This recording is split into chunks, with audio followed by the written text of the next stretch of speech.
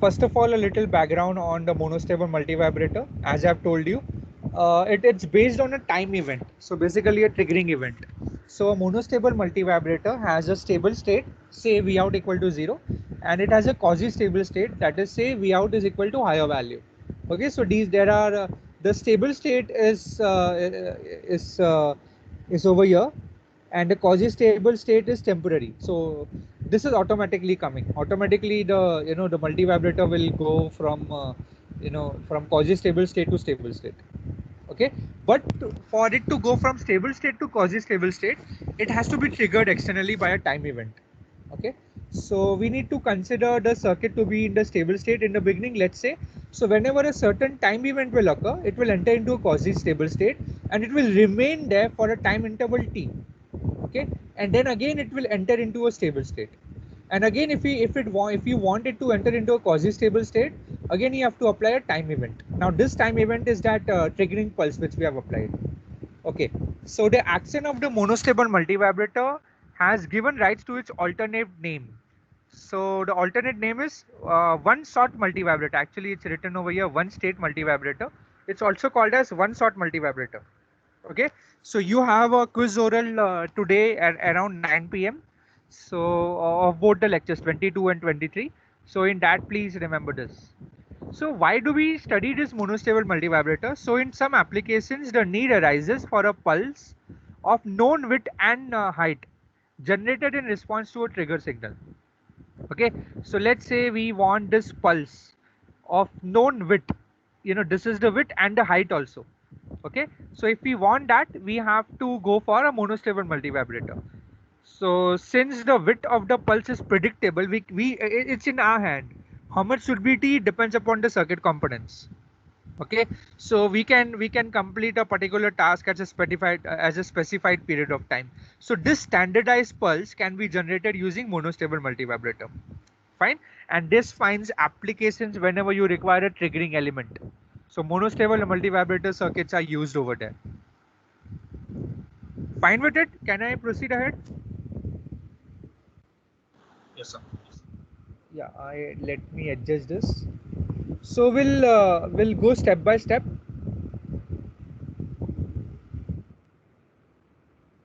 Okay, I think this is okay now.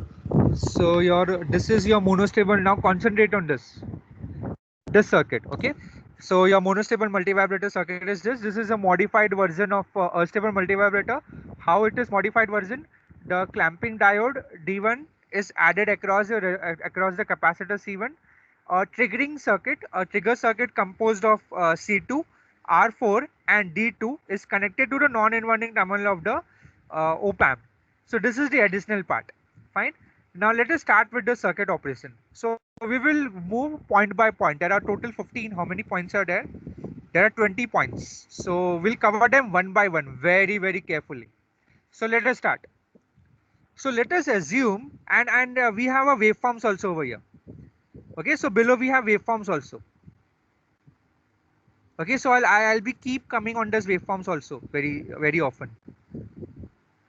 So shall I open another PDF and show you all waveforms also? No, let it be. I think this is okay. Okay, so now let us assume that my output V out. You want the analysis via numbers or just the expression? How do you want the approach to be? Should I explain we using Explain the numbers? That structure. will okay. I'll explain using numbers and expressions both. Okay, so let us assume that my output is at plus VSAT, and here my plus VSAT means plus 12. So let us say that node number A, which is my output, is at plus 12. So that is a stable state. Basically, I am talking about here. So I am over here. So this is my plus 12 volts. Basically, if you want to consider in numbers. So let us assume that my output is at plus 12, which is my stable state, and there is no trigger pulse applied so far. Okay, so trigger pulse is 0. Fine. Now what all things will happen? Let us understand it. Now I think I have to again increase. Okay, I have to do this every time or what? Okay, yeah, it's fine now. So now this state will be at plus 12 only. This output state will be at plus 12 or plus VSAT only until the trigger pulse is applied. So there is no trigger pulse, it will continue to stay at plus 12 volts, which is my stable state. Okay. Now let us analyze this circuit carefully now. Now what is my V plus? V plus, can I say it's same as V of C? I am calling this node as C, capital C. So my V plus is V of C, my V minus is V of B. So what is my output given by? Output is given by AOL into V plus minus V minus. This is true for any op amp, right?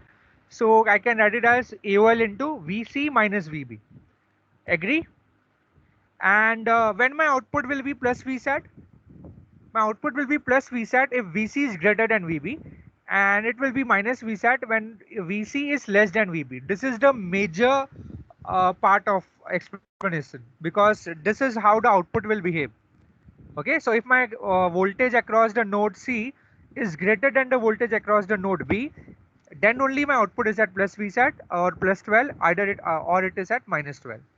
Okay, here AOL is my open loop gain of the op amp. We have seen this many times. It is 2 into 10⁵. So these are the observations from figure number 1.1. So this was my point number 2. Okay, so we'll go to point number 3 now. So whenever, now concentrate over here in the circuit. Concentrate in the circuit. So whenever my output, that is point number A, is at plus 12, what is my state of the diode D1? Hello?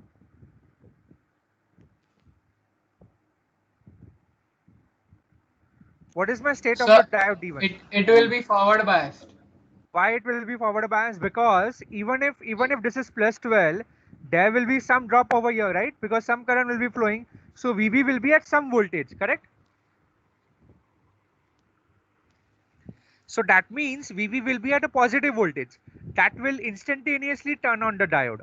And whenever the diode turns on, what it will do? What it will do to the capacitor?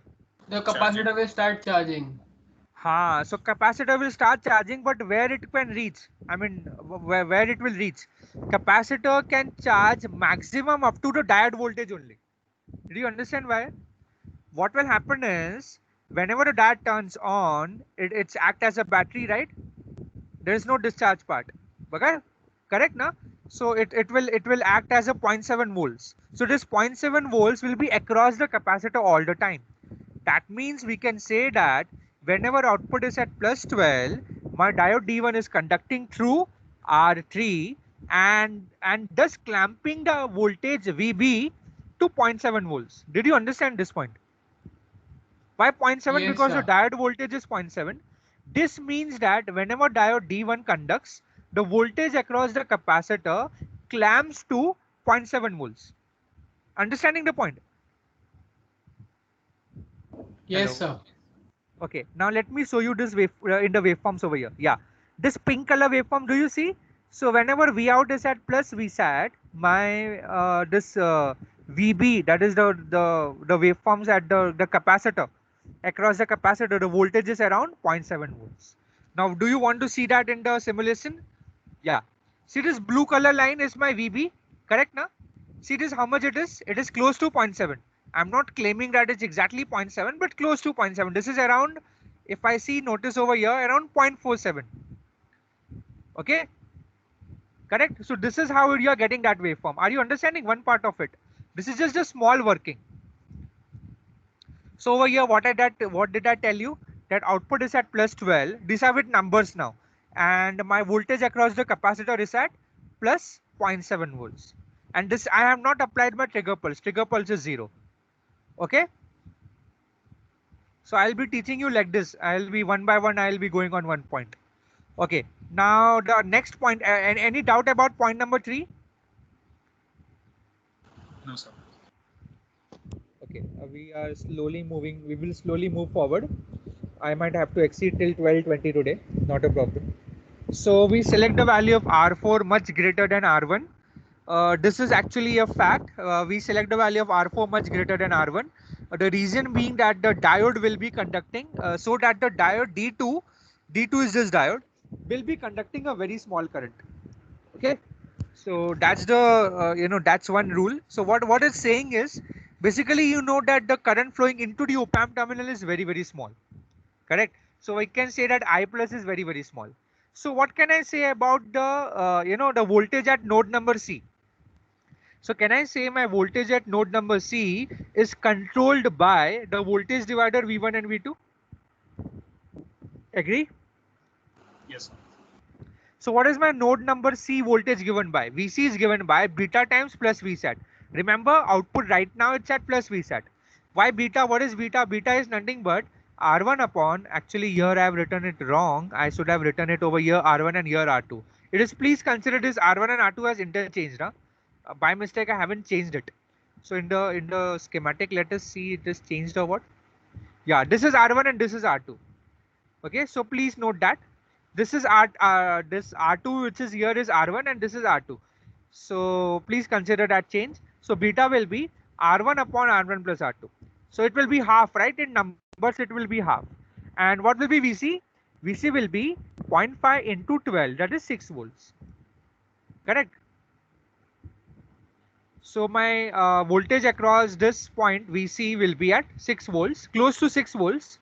And my beta value is 0.5. Let us check that value over here. So this is Vc. Where is my Vc? I have to give a different color. Let me do one thing. Let me divide the plane. Okay, so Vc is close to 6. It's not exactly 6, but it's close to 6 over here. So this also point is covered. I mean, anyone can tell me why it is not exactly equal to 6?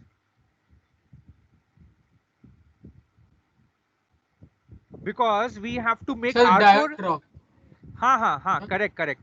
Correct. Absolutely correct. The diode drop and also the R4 is not extremely high. If it is extremely high, na, you will get a much closer value. Vc will be much closer to 6 volts. Okay, anyways, now the output stable state, that is Vsat equal to plus 12, will be maintained, because right now my Vc is greater than Vb. Now over here, how should I show you over here? I can show you over here only. So over here, right now, what is my Vb? Vb is at 0.7, and what is my Vc? Vc is at around 5 point something, 5.2 or 5.3. So what it means that Vc is greater than Vb? Correct. Now what do you mean by Vc greater than Vb? V plus greater than V minus. So what did my output state will be? Output state will remain at plus Vsat. Are you following what I'm saying? Yes, sir. Okay, so that is what will happen. So my output will remain at plus 12 until my trigger pulse is applied. Now, if a negative going trigger pulse like this is applied to node E, I mean, I have already explained you how we got this pulse, right?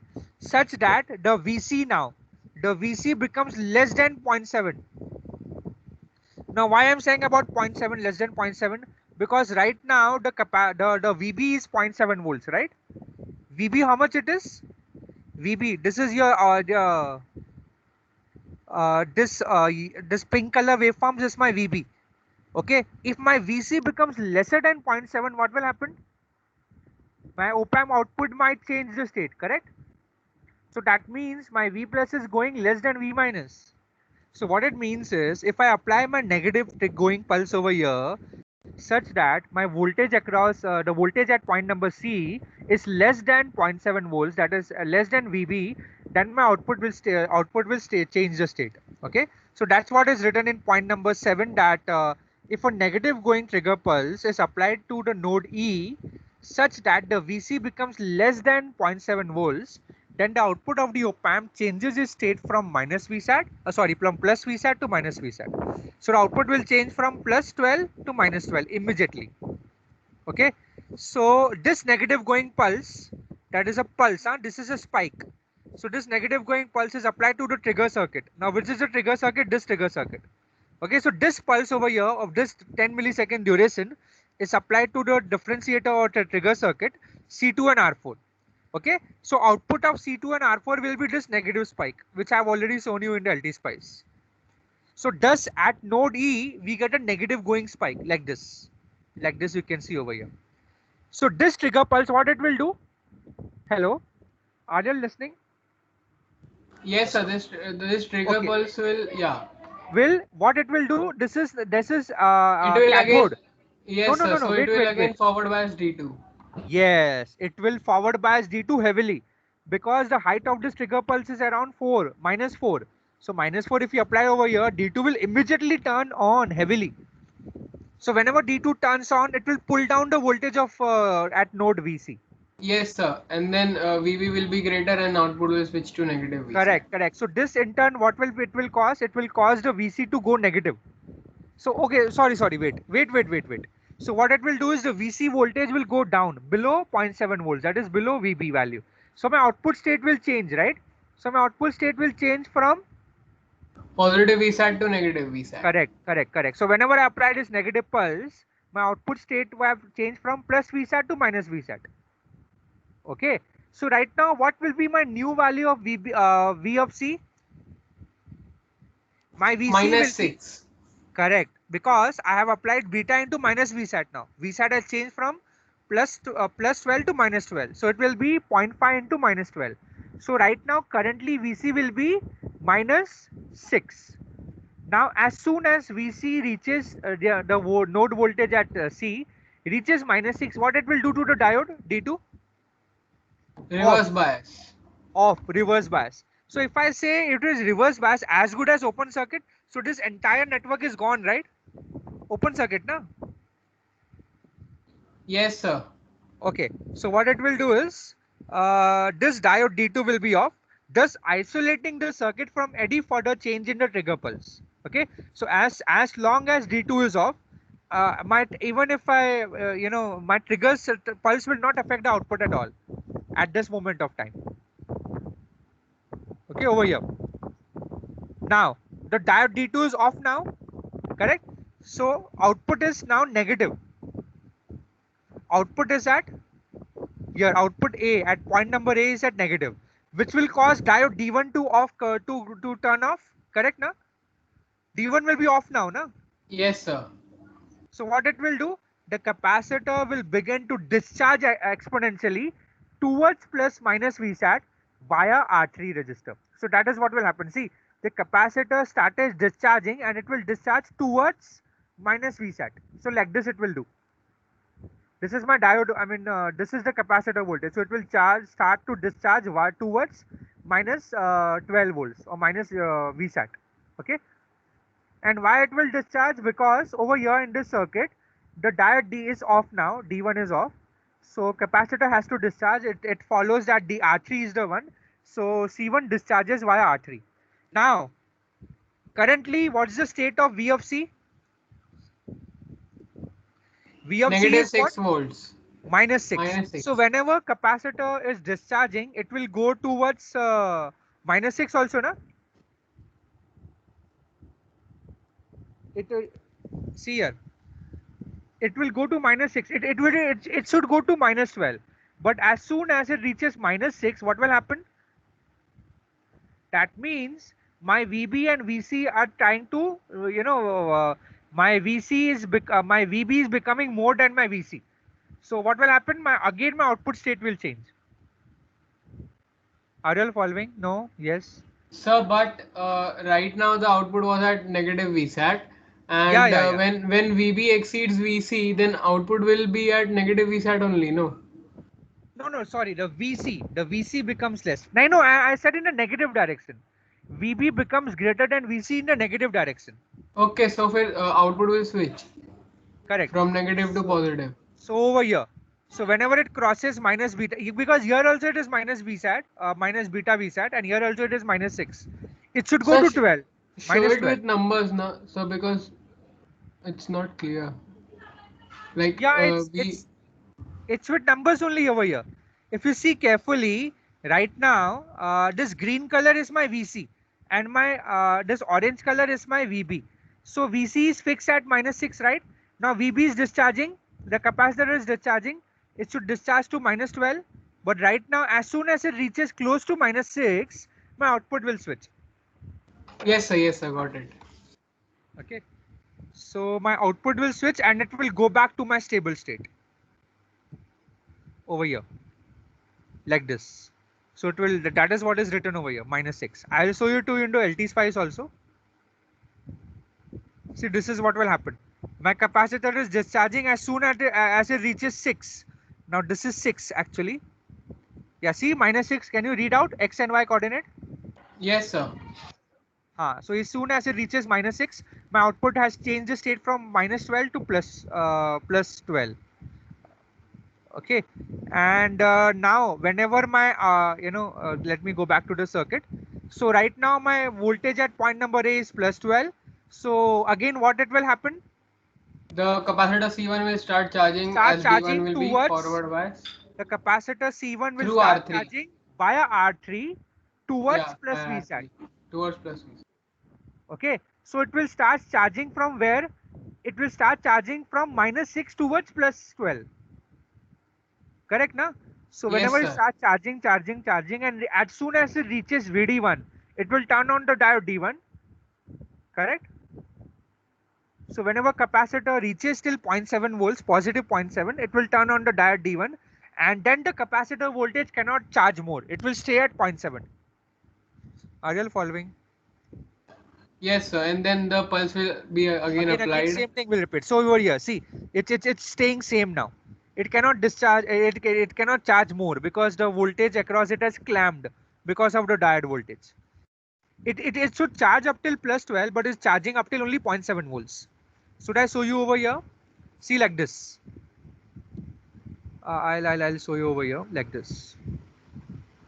Sorry, I'm exceeding your time today. One more. See here. It is charging from -6 to, but it will charge up to only how much it is? 0.6 volts. 0.7. Yeah, 0.6. Should not charge beyond that. Okay, and will stay there. And until again, if we apply a negative trigger pulse, the same cycle will repeat. Again, the capacitor will discharge, and again it will charge, and the same process will repeat. Is that understood, everyone? Yes, sir. Yes, sir. Now see the waveforms carefully. I'm showing you all the waveforms now, all the waveforms together. You have a look over here. These are the waveforms. I'll give you 1 minute. You just go through it.